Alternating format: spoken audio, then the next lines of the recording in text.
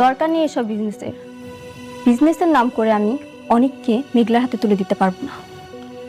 বাবা, আমি তোমাকে আগেও বলেছি, এখনো বলছি, আমি শুটিং নিয়ে সংসার করব না। বৃষ্টি, এটা রাতুলের সঙ্গে লড়াই। প্রমাণ করতে পারে যে হালাল ভাবে ধনী হতে চাইলে সকাল বিকাল একটি দোয়া 7 বার পড়ুন। এটা নবীজি সাল্লাল্লাহু আলাইহি ওয়াসাল্লাম নিজে শিক্ষা দিয়েছেন। আবু দাউদ শরীফের 1555 নম্বর হাদিস।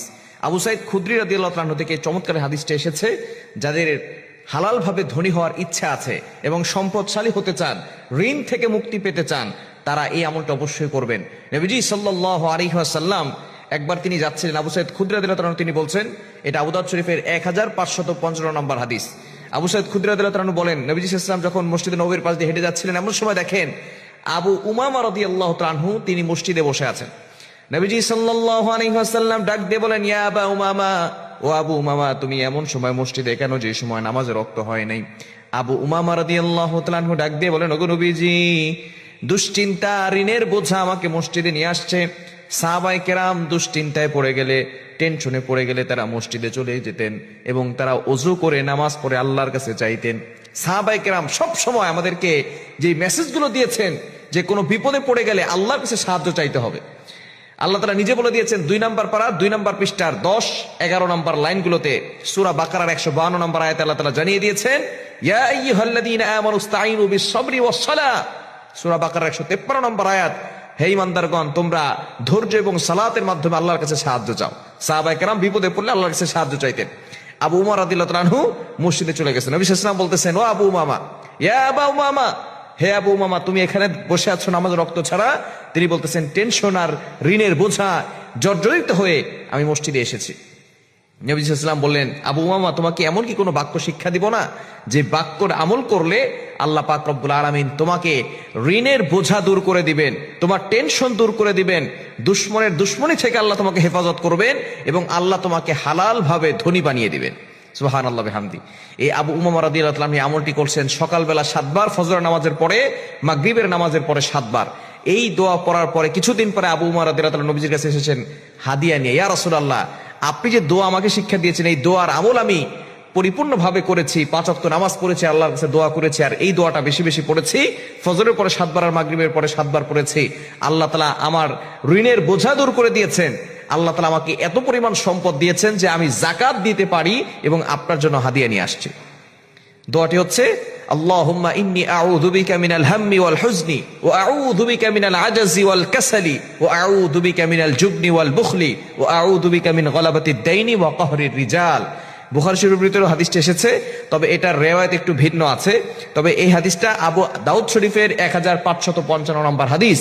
নবীজি সাল্লাল্লাহু আলাইহি ওয়াসাল্লাম চমৎকার এই দোয়াটা শিক্ষা দিয়েছেন। এই দোয়াটা ফজরের পরে 7 বার পড়বেন, মাগরিবের পরে 7 বার পড়বেন। আল্লাহ তাআলা গায়বী সাহায্য আপনাকে দান করবেন, ঋণের বোঝা দূর করবেন, টেনশন মুক্তির ব্যবস্থা করে দিবেন। যারা ফ্রাস্ট্রেটেড পিপল আছেন, দারিদ্রতার ভিতরে পড়ে গেছেন, তারা এই দোয়াটা পড়বেন। যারা ঋণের বোঝায় জর্জরিত হয়ে আছেন, তারা এই আমলটি করবেন। আল্লাহ তাআলা আপনার ঋণ দূর করে দিবেন এবং আল্লাহ তাআলা আপনাকে হালাল ভাবে ধনী বানিয়ে দিবেন। দোয়াটি আবারও বলছি, আল্লাহুম্মা ইন্নী আউযু বিকা মিনাল হাম্মি ওয়াল হুজনি ওয়া আউযু বিকা মিনাল আজাজি ওয়াল কাসালি ওয়া আউযু বিকা মিনাল জুবনি ওয়াল বুখলি ওয়া আউযু বিকা মিন গলাবাতিদ দাইনি ওয়া কাহরির রিজাল। এই দোয়াটা আমরা অবশ্যই পড়ব ফজরের নামাজের পরে 7 বার, মাগরিবের নামাজের পরে 7 বার। আল্লাহ তাআলা টেনশন দূর করে দিবেন, ঋণের বোঝা দূর করে দিবেন, আল্লাহ তাআলা সম্পদশালী বানিয়ে দিবেন। আল্লাহ যখন কাউকে ভালোবাসে তখন তার শরীরে 4টি নিশানা পাওয়া যায়, অর্থাৎ 4টি আলামত যদি আপনার শরীরে থাকে, মনে করবেন আল্লাহ আপনাকে ভালোবাসে। 4টি নিশানা। 1 নাম্বার হচ্ছে, যার ভিতরে দ্বীনের সঠিক জ্ঞান আছে তাকে আল্লাহ তাআলা ভালোবাসেন। হাদিসের ভিতরে আসছে, আল্লাহ রাসূল সাল্লাল্লাহু আলাইহি ওয়াসাল্লাম বলে দিয়েছেন, মান ইউরিদিল্লাহু বিহি খায়রান ইউফাক্কিহু ফিদ্দীন। আল্লাহ তাআলা যার কল্যাণ চান, যার মঙ্গল চান, তাকেই দ্বীনের সঠিক বুঝ দান করেন। ভালো করে মনে রাখবেন, এই যে ইলম, এই যে জ্ঞান, এটা আবার 2 প্রকার। একটা হচ্ছে দুনিয়াবী জ্ঞান, আর একটি হচ্ছে আখিরাতের জ্ঞান, দ্বীনের জ্ঞান, যেটা আল্লাহ তাআলাকে স্যাটিসফাই করার জন্য করা হয়। এটাই হচ্ছে সঠিক জ্ঞান। সুতরাং দুনিয়ার জন্য নয়, আমরা আল্লাহ তাআলাকে স্যাটিসফাই করার জন্য যদি আমরা জ্ঞান শিখতে পারি, যার ভিতরে আল্লাহ তাআলাকে সন্তুষ্ট করার জন্য যদি জ্ঞান থাকে, তাহলে মনে করবেন আল্লাহ তাকে ভালোবাসে। সুতরাং ওই সমস্ত ব্যক্তিদেরকেও আপনারা ভালোবাসবেন। সুতরাং সবসময় মনে রাখবেন, যাকে আল্লাহ তাআলা ভালোবাসে তাদেরকে যদি আমরা ভালোবাসতে পারি তাহলে আল্লাহ পাক রব্বুল আলামিন আমাদেরকেও ভালোবাসবেন। এক নাম্বার হচ্ছে যাদেরকে আল্লাহ তাআলা দ্বীনের সঠিক জ্ঞান দান করেন তাদেরকে আল্লাহ তাআলা মহব্বত করেন। নাম্বার 2, দ্বিতীয় নাম্বার হচ্ছে যারা বেশি বিপদে পড়ে আল্লাহ তাআলা তাদেরকে মহব্বত করেন। যার শরীরে দেখবেন একের পর এক বিপদ আসতেছে, অসুস্থতা আসতেছে, বারবার বিপদ, একের পর এক বিপদ, একটা বিপদ যাওয়ার পর পরে আরেকটা বিপদ আসতেছে, আপনি হতাশ হবেন না প্রিয় ভাই। আল্লাহ তাআলা আপনাকে ভালোবাসেন। এই কোটি কোটি মানুষের ভিতরে আল্লাহ তাআলা আপনার প্রতি ফোকাস করেছেন, আল্লাহ তাআলা আপনাকে ভালোবেসেছেন বিধায় আল্লাহ পাক রব্বুল আলামিন আপনাকে বিপদ দিয়েছেন। মনে রাখবেন, নবীদেরকে আল্লাহ তাআলা বিপদ দিয়েছেন।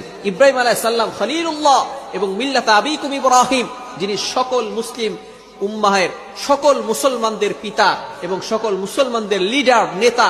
সুতরাং ইব্রাহিম আলাইহিস সালামকে আল্লাহ তাআলা সবচেয়ে বেশি কষ্ট দিয়েছেন এবং পরীক্ষা করেছেন। আর প্রত্যেকটা পরীক্ষা ইব্রাহিম আলাইহিস সালাম ফার্স্ট ক্লাস ফার্স্ট হয়ে গোল্ডেন A+ পেয়ে নাম্বার 1 হয়েছেন। সুতরাং বিপদে আপনি ঘাবড়াবেন না, বিপদে হতাশ হবেন না। মনে রাখবেন, আল্লাহ তাআলা বলেন 30 নম্বর পারার ভিতরে সূরা ইনশিরাহের 6 নম্বর আয়াতে আল্লাহ তাআলা বলেন, ইন্নামা আল উসরি ইউসরা, there is happiness after suffering. কষ্টের পরে সুখ রয়েছে, কষ্টের পরে স্বস্তি রয়েছে। আপনি বিপদে ঘাবড়াবেন না, আপনি হতাশ হবেন না। বিপদ আসলে মনে করবেন আল্লাহ আপনাকে ভালোবাসে। তৃতীয় নাম্বার হচ্ছে যাকে আত্মীয় স্বজন, রিলেটিভস যারা আছে, পাড়া প্রতিবেশী যারা আছে, তারা যাকে ভালোবাসে মনে করবেন আল্লাহও তাকে ভালোবাসে।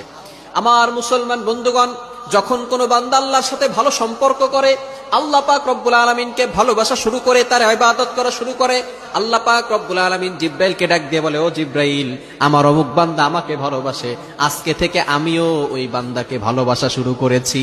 সুবহানাল্লাহ।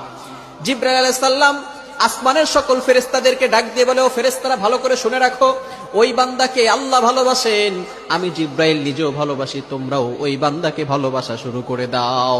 আসমানের ফেরেশতারা জমিনের ফেরেশতাদেরকে ডাক দিয়ে বলে, ও ফেরেশতারা, ওই বান্দাকে আল্লাহ ভালোবাসেন, জিব্রাইল আলাইহিস সালাম ভালোবাসেন, আসমানের সকল ফেরেশতারা ভালোবাসে, সুতরাং তোমরাও ভালোবাসা শুরু করে দাও। এরপরে দুনিয়ার ফেরেশতারা মানুষের সকল, পৃথিবীর সকল মাখলুকাতের ভিতরে ঘোষণা করে দেয়, ও দুনিয়ার মানুষেরা, ও দুনিয়ার সকল মাখলুকাত, তোমরা ভালো করে শুনে রাখো, অমুক বান্দাকে আল্লাহ ভালোবাসেন, আমাদের সর্দার জিব্রাইল আলাইহিস সালাম ভালোবাসেন, সকল ফেরেশতারা ভালোবাসেন, আসমান জমিনের সকল ফেরেশতারা ভালোবাসেন, সুতরাং তোমরাও তাকে ভালোবাসা শুরু করে দাও। সুবহানাল্লাহ। সুতরাং যাদের রিলেটিভস, প্রতিবেশী এবং রিলেটিভস যারা আছে এবং আত্মীয় স্বজন যারা আছে, তারা যাকে ভালোবাসে মনে করবেন আল্লাহ তাকে ভালোবাসে। তবে এই ভালোবাসাটা হতে হবে একমাত্র লিল্লাহিয়াতের জন্য, আল্লাহর জন্য।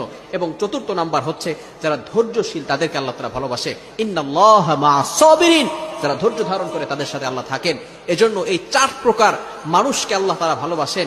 এক নাম্বার, যাদেরকে আল্লাহ তাআলা দ্বীনের সঠিক জ্ঞান দান করেন তাদেরকে আল্লাহ তাআলা ভালোবাসেন। দ্বিতীয় নাম্বার, যাদেরকে আল্লাহ তাআলা বিপদ দেন, কষ্টে ফেলেন, তাদেরকে আল্লাহ তাআলা ভালোবাসেন। তৃতীয় নাম্বার, যাদেরকে আত্মীয় স্বজন, পাড়া প্রতিবেশী যাদেরকে ভালোবাসে তাদেরকে আল্লাহ ভালোবাসেন। চতুর্থ নাম্বার, যারা ধৈর্য ধারণ করে, বিপদে পড়ে, কষ্টে পড়ে, আল্লাহর উপর ভরসা রাখে, তারা কখনো হতাশ হয় না, নিরাশ হয়ে যায় না, তাদেরকে আল্লাহ তাআলা ভালোবাসে। সুতরাং আল্লাহ তাআলা আমাদের সকলকে এগুলো বুঝে আমল করা তৌফিক দান করে। হালাল ভাবে ধনী হতে চাইলে সকাল বিকাল একটি দোয়া 7 বার পড়ুন। এটা নবীজি সাল্লাল্লাহু আলাইহি ওয়াসাল্লাম নিজে শিক্ষা দিয়েছেন। আবু দাউদ শরীফের 1555 নম্বর হাদিস। আবু সাইদ খুদরি রাদিয়াল্লাহু তাআলা থেকে চমৎকার হাদিসটা এসেছে, যাদের হালাল ভাবে ধনী হওয়ার ইচ্ছা আছে এবং সম্পদশালী হতে চান, ঋণ থেকে মুক্তি পেতে চান, তারা এই আমলটা অবশ্যই করবেন। নবীজি সাল্লাল্লাহু আলাইহি ওয়াসাল্লাম একবার তিনি যাচ্ছিলেন, আবু সাইদ খুদরি রাদিয়াল্লাহু তাআলা তিনি বলছেন, এটা আবু দাউদ শরীফের 1555 নম্বর হাদিস। আবু সাইদ খুদরি রাদিয়াল্লাহু তাআলা বলেন, নবীজি সাল্লাল্লাহু আলাইহি ওয়াসাল্লাম যখন মসজিদে নববীর পাশ দিয়ে হেঁটে যাচ্ছিলেন, এমন সময় দেখেন আবু উমামা রাদিয়াল্লাহু তাআলা তিনি মসজিদে বসে আছেন। নবীজি সাল্লাল্লাহু আলাইহি ওয়াসাল্লাম ডাক দিয়ে বলেন, ইয়া আবা উমামা, ও আবু উমামা, তুমি এমন সময় মসজিদে কেন যে সময় নামাজের ওয়াক্ত হয় নাই? আবু উমামা রাদিয়াল্লাহু তাআলা ডাক দিয়ে বলেন, ওগো নবীজি, দুশ্চিন্তা, ঋণের বোঝা আমাকে মসজিদে নিয়ে আসছে। সাহাবায়ে কেরাম দুশ্চিন্তায় পড়ে গেলে, টেনশনে পড়ে গেলে তারা মসজিদে চলে যেতেন এবং তারা ওযু করে নামাজ পড়ে আল্লাহর কাছে চাইতেন। সাহাবায়ে কেরাম সব সময় আমাদেরকে যে মেসেজগুলো দিয়েছেন যে কোনো বিপদে পড়ে গেলে আল্লাহর কাছে সাহায্য চাইতে হবে।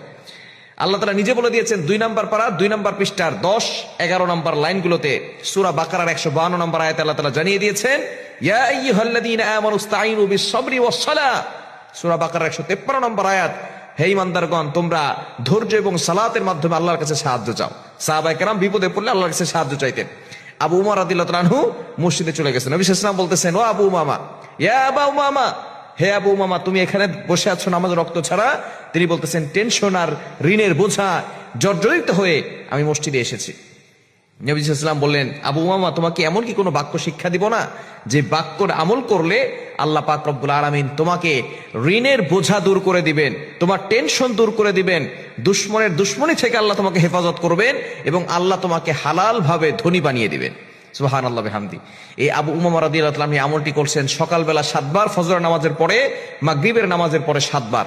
এই দোয়া পড়ার পরে কিছুদিন পরে আবু উমামা রাদিয়াল্লাহু তাআলা নবীজির কাছে এসেছেন হাদিয়া নিয়ে। ইয়া রাসূলুল্লাহ, আপনি যে দোয়া আমাকে শিক্ষা দিয়েছেন, এই দোয়ার আমল আমি পরিপূর্ণভাবে করেছি, 5 ওয়াক্ত নামাজ পড়েছি, আল্লাহর কাছে দোয়া করেছি, আর এই দোয়াটা বেশি বেশি পড়েছি, ফজরের পরে 7 বার আর মাগরিবের পরে 7 বার পড়েছি।